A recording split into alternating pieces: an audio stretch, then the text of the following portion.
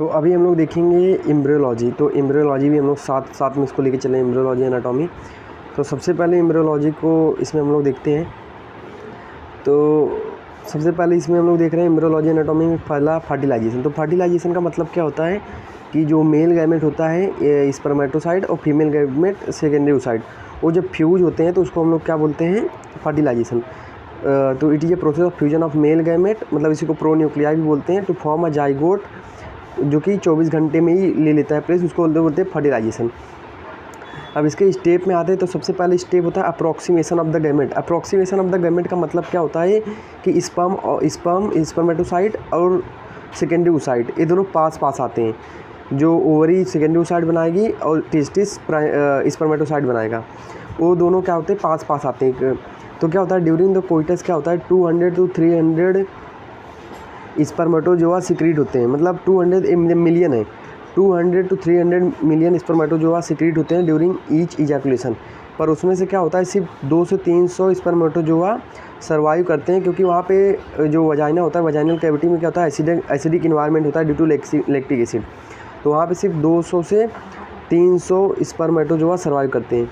और अभी वो वजाइनल कैविटी में आके स्पर्मेटोजोआ जाता है यूट्राइन कैविटी में, फिर वहाँ पे प्रोस्टाग्लैंडिन होता है वो यूट्रस में, तो उसकी वजह से हो जाता है फॉलिपिन ट्यूब में, तो और आगे मूव करता है और वहाँ से ओवा आता है, तो वहाँ ओसाइड आता है, प्राइमरी सेकेंडरी ओसाइड, और वहाँ पे फ्यूजन होता है और जाइगोट फर्टिलाइजेशन होकर जाइगोट बन जाता है। तो सबसे पहले अप्रॉक्सीमेशन ऑफ द गैमेट। तो अप्रॉक्सीमेशन ऑफ द गैमेट क्या होता है, मतलब स्पर्मेटोसाइट और ओसाइट दोनों पास आना।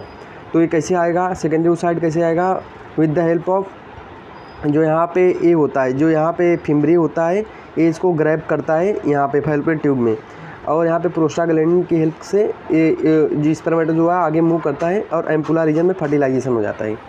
तो ये हो गया। तो अभी हम लोग ने देख लिया सबसे पहले, और इसको थोड़ा सा और देखते हैं कि जो यहाँ पे सबसे पहले oogonia होता है, फिर oocyte होता है, फिर प्राइमरी oocyte होता है, फिर बाद में मैच्योर सेकेंडरी oocyte बनता है, जो कि यहाँ पे क्या होता है इसका ग्राफिकल फॉलिकल, ये क्या होता है 14 डे पे क्या होता है रैप्चर होता है और ओवुलेशन होता है, उसमें से ओवा रिलीज होता है। ये हो गया। तो अप्रॉक्सीमेशन ऑफ द गैमेट मैंने बता दिया क्या होता है, स्पर्म और oocyte का पास आना। ये हो गया। उसके बाद अभी देखेंगे तो सबसे पहले जो ये स्पर्म होता है और स्पर्म का ये मिडल पीस है और हेड है, और हेड के आगे जो यहाँ पे ग्रेन्यूल्स होते हैं, छोटे ग्रेन्यूल्स होते हैं, उसको हम लोग बोलते हैं ग्लाइकोप्रोटीन, और सेमिनल प्लाज्मा प्रोटीन होता है, सेमाइनल प्लाज्मा प्रोटीन। ये क्या करता है ग्लाइकोप्रोटीन, अगर ये रहेगा तो क्या होगा, ये सेकेंडरी oocyte को पेनिट्रेट नहीं कर पाएगा। अब सबसे पहले सेकेंडरी oocyte का स्ट्रक्चर देखते हैं। तो सबसे पहले ये अपना न्यूक्लियस होता है और ये साइटोप्लाज्म है, और सबसे पहला वाला जोना पेलिसिडा होता है, फिर विटेलिन मेम्ब्रेन होता है, फिर लास्ट वाला कोरोना रेडिएटा, सेल्स होते हैं छोटे और उसमें न्यूक्लियस होते हैं, और यहाँ पे प्री विटेलिन स्पेस होता है। प्री विटेलिन स्पेस होता है विटेलिन के पहले, तो विटेलिन के पहले तो ऊपर है, तो इसको बोलेंगे पेरी विटेलिन स्पेस होता है, पेरी विटेलिन स्पेस होता है। और यहाँ पे एक होता है अपना ये first polar body perivitelline space में, पेरी विटेलिन स्पेस में होता है फर्स्ट पोलर बॉडी।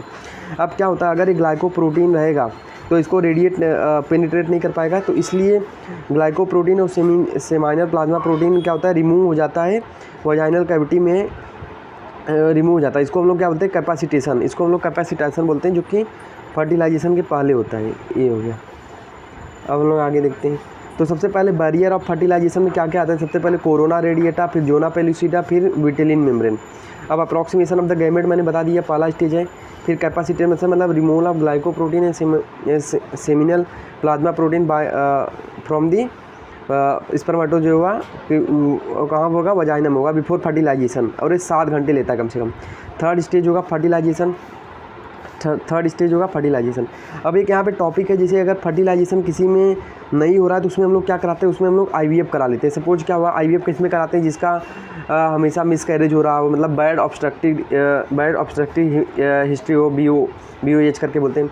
तो मेल फीमेल दोनों सेक्सुअली एक्टिव है, फर्टिलाइजेशन हुआ 2 से 3 महीने बाद क्या होते हैं, हैवी ब्लीडिंग होती है। तो हम लोग को पता लग जाना चाहिए, एक टॉपिक प्रेगनेंसी है, उसके बाद हम लोग इसको आइडेंटिफाई कर लेते हैं USG से। और अगर यही बार हो रहा है और एक्टोपिक प्रेगनेंसी हुआ तो हम लोग उसको क्या करते हैं, अबॉर्ट करा देते हैं। और अगर बार यही मिसकैरेज हो रहा है तो हम लोग उसको IVF करा देते हैं। IVF मतलब हम लोग क्या आता है, IVF मतलब हम लोग क्या करते हैं, यहाँ पे हम लोग एक कल्चर बनाते हैं और उसमें हम लोग स्पर्म और oocyte दोनों को क्या करते हैं, बहुत सारे स्पर्म और 2-3 सेकेंडरी ओसाइड लेके उसको हम लोग ग्रो कराते हैं। और कैपेसिटेशन हम लोग कैसे कराएंगे, कैपेसिटेशन तो वजाना में होता है, तो यहाँ पे तो वजाना है नहीं, तो इसको हम लोग केमिकल कुछ डाल के कैपेसिटेशन कराते हैं। तो एक ग्लास जेल होता है, यहाँ पे हम लोग इसका IVF इन विट्रो फर्टिलाइजेशन मतलब आउटसाइड कराते हैं, और उसके बाद उसको अंदर हम लोग डाल देते हैं।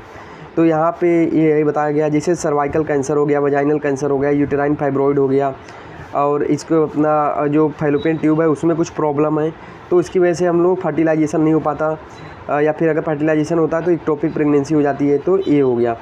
और यहाँ पे क्या होता है, कभी कभी सिलियरी मोमेंट जो होता है, यहाँ पे जो सीलिया होते हैं, फॉलोपियन ट्यूब में सीलिया होते हैं, ये क्या करते हैं, जब जाइगोट बन जाता है, यहाँ पे सपोज जाइगोट बन गया तो इसको ऐसा नीचे की तरफ लेके आते हैं, पर अगर सीलिया डैमेज हो गया है तो जाइगोट नीचे की तरफ नहीं आएगा, तो कहीं भी फंस सकता है, यहाँ फंस सकता है, यहाँ फंस सकता है, तो एक्टोपिक प्रेगनेंसी हो जाएगी। एक्टोपिक प्रेगनेंसी मतलब यूट्राइन कैविटी के बाहर अगर फर्टिलाइजेशन होता है तो उसको हम बोलते हैं एक्टोपिक प्रेगनेंसी। ये हो गया। अभी हम लोग आगे देखते हैं, तो आगे हम लोग जैसे स्टेप हम लोग देख रहे हैं, तो स्टेप में सबसे पहले penetration of the corona radiata, step of fertilisation देख रहे हैं। तो सबसे पहले स्टेप ऑफ फर्टिलाइजेशन में पेनिट्रेशन ऑफ कोरोना रेडिएटा, फिर पेनिट्रेशन ऑफ जोना पेलुसिडा, फिर उसके बाद पेनिट्रेशन ऑफ विटेलिन मेम्ब्रेन। ये हो गया। अब यहाँ पे जब क्या होता है, जब यहाँ पे स्पर्म जब पेनिट्रेट करता है तो यहाँ पे जो यहाँ पे एक्रोजोम होता है, ये एक्रोजोम होता है, मैंने बताया एक्रोजोम होता है हेड के ऊपर, और एक्रोजोम में एक्रोजोमल एंजाइम होते हैं। एक्रोजोमल एंजाइम जैसे एक्रोसिन हो गया, हाइड्रोलिनेज हो गया, तो हाइलुरोनिक एसिड, ये एंजाइम होते हैं, क्या करते हैं जब निकलते हैं और ये जोना पेलुसिडा में जाते हैं, तो जैसे जोना पेलुसिडा में जाएंगे उसके साथ अटैच करेंगे, तो यहाँ पे ग्रेन्यूल्स होते हैं, यहाँ पे कुछ ग्रेन्यूल्स होते हैं, ये यहाँ पे कुछ कोर्टिकल ग्रेन्यूल्स होते हैं अंदर की तरफ, तो ये कोर्टिकल ग्रेन्यूल निकलते हैं, और एक कोर्टिकल ग्रेन्यूल जाके जोना पेलुसिडा में चिपक जाते हैं, इसको सोलिडिफाई कर देते हैं, जिसकी वजह से पॉलीस्पर्मिया जो होती है प्रिवेंट हो जाती है।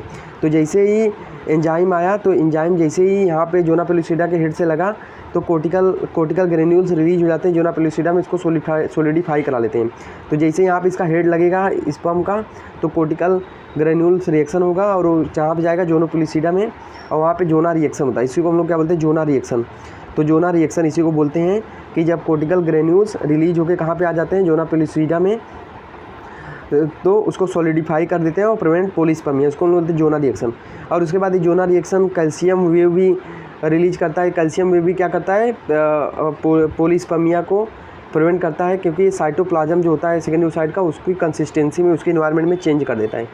उसके बाद थर्ड स्टेज क्या था, पेनिट्रेशन ऑफ विटेलिन मेम्ब्रेन। अब जैसे ही पेनिट्रेशन ऑफ विटेलिन मेम्ब्रेन होता है, जो मेल सेकेंडरी ओसाइड का जो न्यूक्लियस है वो और इस स्पर्मेटोसाइड का जो न्यूक्लियस है वो स्टिमुलेट होता है, उसकी वजह से क्या होता है, उसकी वजह से फॉर्म होता है फॉर्मेशन ऑफ प्रो न्यूक्लियस उस सेकेंडरी ओसाइड में, और formation of male pro nucleus वही सेकेंडरी ओसाइड में।